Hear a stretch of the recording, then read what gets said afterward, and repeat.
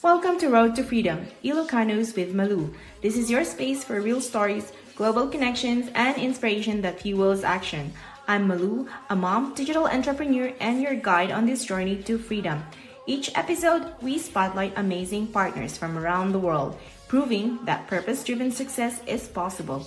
If you're ready to turn vision into reality, you're in the right place. Yes, hello, everyone.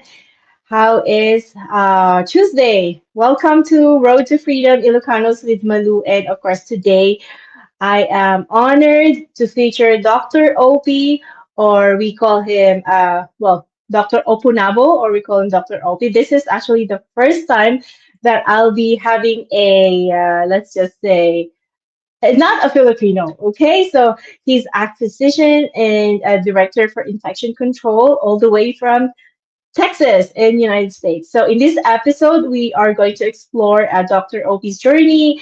What are his challenges?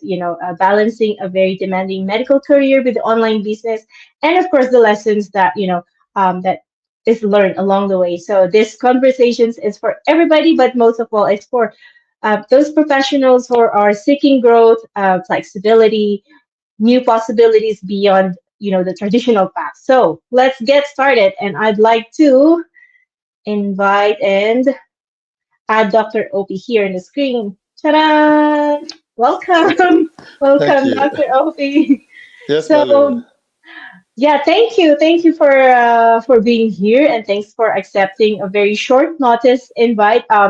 Just to let everyone know, Dr. Opie is part of my accountability group. So yeah, and enough of that. I'm gonna pass on the stage to Dr. Opie so he can tell us something about yourself, Dr. Opie. Hey, thanks, Malou, for inviting me. I'm very excited to be here. My name is Dr. Punabo Amakri. I go by Dr. OP because people can't say my first name correctly. So somebody gave me that nickname. I'm originally from Nigeria. That means I'm African, right? But No, anyway, you're not. You're not Filipino, so yeah. actually, my background, I went to medical school and in the early 70s. I graduated in 1983 and became an emergency room practitioner, ER doctor. Actually headed the department and practiced for about 15 years. I got tired. I got completely exhausted, so I retired voluntarily. I retired early. My dad, when he was here, he tried to pressure me to stay, but I told him I can't. So I left the country to England, and then from there, I came over here to the US because a bunch of my classmate friends are here in the US. They're in practice, so they say, "Hey, come here, come here." I came over here and stayed here, and I tried to see if I can get back to medical practice by taking their tests, United States Medical Licensing Exam. There are so many parts. Step one, step two, step three, and clinicals and all that stuff. I passed all of those. Then you have to go to residency placement interviews, which I went. Every time I went, they said, "Oh, they like me. Yes, you're brilliant." Of course, I am brilliant. But the problem they had is that I've been out of practice for 4 years. So when I retired, I was in London. I came here. I was trying to take the exam, so it added up to about 4 years. So that counted against me. I can't believe it. So I didn't want to be frustrated, so I just forgot about it and pursued a different path. So I attended Loma Linda University, that's in California. I was in California, that was my base then. I was in Loma Linda for 2 years, did a double master's in public health and infection control. Eventually did the board exams and passed and became an infection preventionist. So I took a job in California, but after some time, I decided I want to just take a look around the country. So I started doing traveling assignment. It was fun. I traveled to quite a few states, different hospitals. But everywhere I went, I was the director of the program, which was exciting but a lot of responsibilities too. And so eventually, I came here to Texas, El Paso, Texas, as a traveling infection preventionist. But of course, most places I went to, they want to retain me, but I still love traveling, so I didn't accept it. But somehow I accepted this one. I think I was getting tired. I'm getting aged too. I don't like being in the air all the time anymore. So I've been here for like 8 years now as Hmm. director of infection control of the acute care hospital here. We have 4 hospitals. I'm in the biggest one. So we call ourselves the mothership. So he is the Wow. first one, and then 3 others developed from there. But I'm in the main one, well, the Wow. bigger one. So that's my story. I live in Texas with my family. I have 4 grown children, adults. The last one is still with me. He's sitting next to me here. And my wife, she's upstairs, and we have a beautiful dog, my friend. Hmm. So that's how it is for me. That's nice. Thank you. Yeah, thank you. Thanks for thanks for sharing your journey with us, Dr. Opie. So it's kind of like the one of perseverance, as they say. So moving from Nigeria to England to US, and then you're working Yeah. in different hospitals, navigating all this complex medical requirements, because you mentioned there's so many steps, right? And you have completed 2 master's degree. Oh my goodness. Yeah, so your story shows that, resilience and that continuous learning can open to, new paths to freedom. But I'm wondering, what made you decide to be in this online business? It's interesting. I wasn't even a social media person. I think I was so much into my medical practice and all that stuff. But um, I'm the first son of the family in Africa, and we have this African culture. If you are the first son, if you are the first daughter, you don't have too much problem. But when you are the first son, there's so much on your shoulders, responsibilities. People rely on you for so many things, and the society that they are not creating jobs. So I have so many of my nephews, nieces, and people in the family that are graduates, but they don't have jobs. So they kind of fall back on me. And my wife is very supportive. Not everybody will support you just giving money to for extended family. So she's very supportive. But then I'm good making some decent salary, so I'm coping. But as I begin to ponder and consider retirement, I'm like, if I retire now, I'll be fine, with my family. But the extended family, how are they going to rely on me? I won't be able to help them because my finances will be limited. So I started thinking of what can I do to supplement my income. And then one day I was online, and then this um, I saw an ad. I clicked on it, and it was my mentor. And then I spoke with her, and eventually, many people are contemplating and doubting, but I'm not that kind of person. I spoke to an individual live. I listened to her testimonial. I looked up a few research here and there, and I see that this is a genuine business. It didn't take me up to a week to just sign up and buy products. And so here I am now. So I think I'll be all right.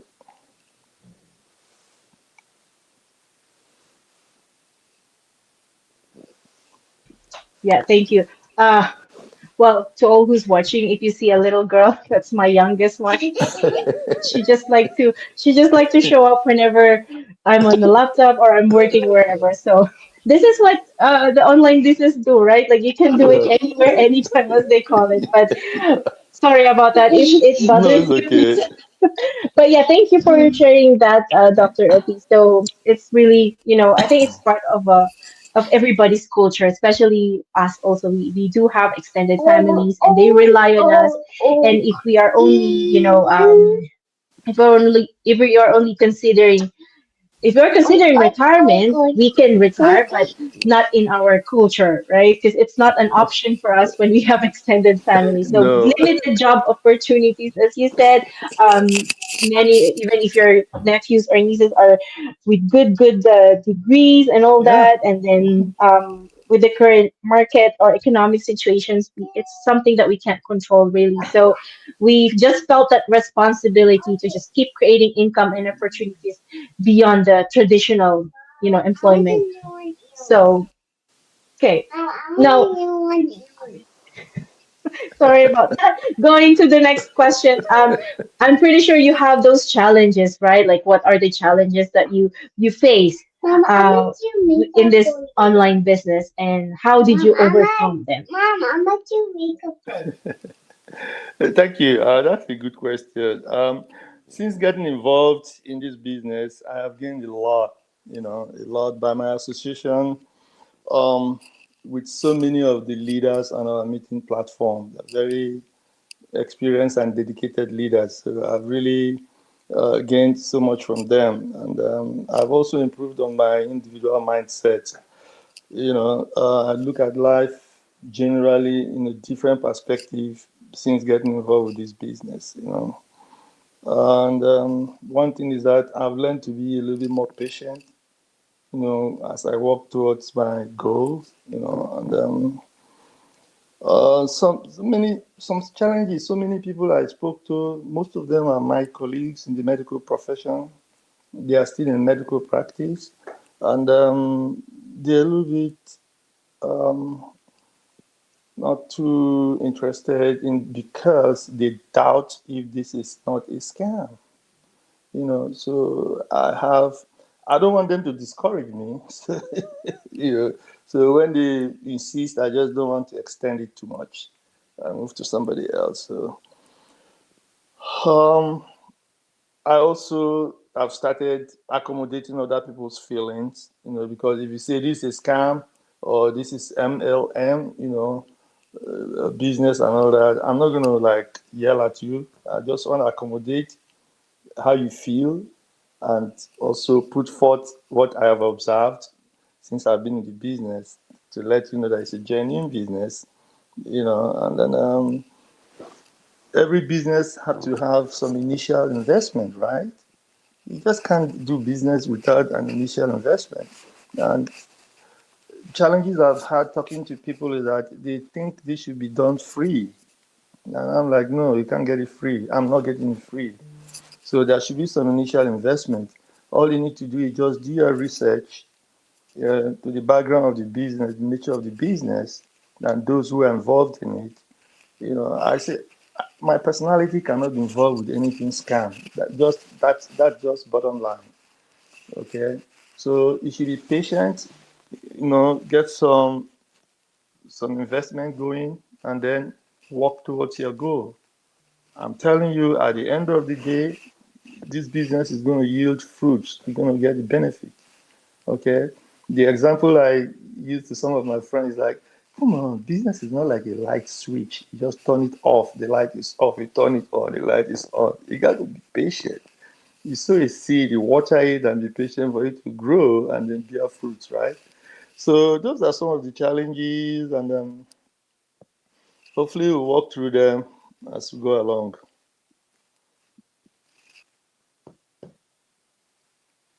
Yeah, I agree. Yeah, when you mentioned that about the light switch also, I totally agree with that because there's there's nothing, there's no instant, as they say. Even when you're planting something, whatever, flowers or whatever, like you can Yeah, keep on digging the soil every day just to check if it no, has grown, right? So you have to be patient. yeah, So yeah, I think that's one of the examples of Neville Goddard or Napoleon Hill, where you have to be, you know, it's not going to happen overnight, right? Success is not going to happen overnight. So I agree with you when you say you have to do your diligent research, you have to be patient, and just keep moving toward your goals. That's a very good advice. But how has this online business um, impacted your life and career aside from your mindset? yeah. That's another good area to Sorry. That's another good area to discuss. It has really impacted me in a big way because when I started doing leads generation ads, I had quite a number of leads, and that brought me in touch with so many people across everywhere. Different jobs, different. Some of them are pastors, some of them are different jobs, and so I had the opportunity to talk to them. I'm the one individual. I'm talking to all these people, right? So I'm getting a lot of experience and exposure.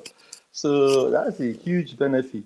But what I achieved there is, like I said before, is to be patient and listen to their own perspective of business. There are some of them that have been involved in some kind of business before. It didn't work out. You know, different stories. I came across somebody that is in this, has been in this business, but he abandoned it. If you abandon your business, you have to blame yourself. Your business is what you keep on growing. Give it time to nurture it to grow. So that is one thing that I think I've really, really gained. Talking to different people, listening to their perspective, and accommodating their views. At the same time, telling my own view. Okay. So I think that's one thing that has really impacted me, apart from the mindset that has really, really been positive due to our platform meetings with those leaders. They're awesome. That's actually true. I totally agree because this is your business. This you have to work for it. It's not gonna Yeah. work for you, right? Like you have to own it. This is your choice. This is your life. So, for the last oh my God. So for the last question, I know there are a lot of people watching you right now, might be skeptic also. What advice, especially for your fellow professionals, whoever they may be, could be in the medical industry or it could be in whatever like walks of life, because this is what's good in this business, right? Like we all came from different industries. So what is one thing that you can advise to them who wanted to start, but they're feeling unsure about it. Yeah. The thing is, just like I said before, I mean, just fall back on that. To start a business, any business, okay, it's a fact that there are some bad elements out there in society who are trying to defraud people, dupe people, scam people. They are there. We're not denying that. But at the same time, there are also good, genuine businesses. All you need to do is to do your research, just get in touch with those who are involved. Like I tell people that I cannot associate with anything scam. My name, I can't do that. Okay. So there are genuine businesses you can do. So be patient, do your due diligence, do some research, get in touch with people who are already involved in business, and then, you know, be ready to do some little investment. Whatever you have to invest, just put it in, and then be patient and then just keep working towards growing your business. So that patience, individual research into the background of the business, those that are involved, will give you a picture of what is happening out there so that you can get involved and grow your own business. So that's what I tell people. You have to do your own research. Don't just take people for their words. Do your own research. Go to the background of the business you want to go into. Get in touch with some individuals who are already involved, you know, then be willing to do some investment and then patience. Be patient, grow your business so that you can reap the benefit of, the growth. So that's what I advise people, my colleagues, physicians, I probably was in that mindset before. Um, Most of them probably will not even come into this business because sometimes they think that it's not for them. Yeah, but I'm like, how do you know it's not for you? I can grow this business and hand it over to my son.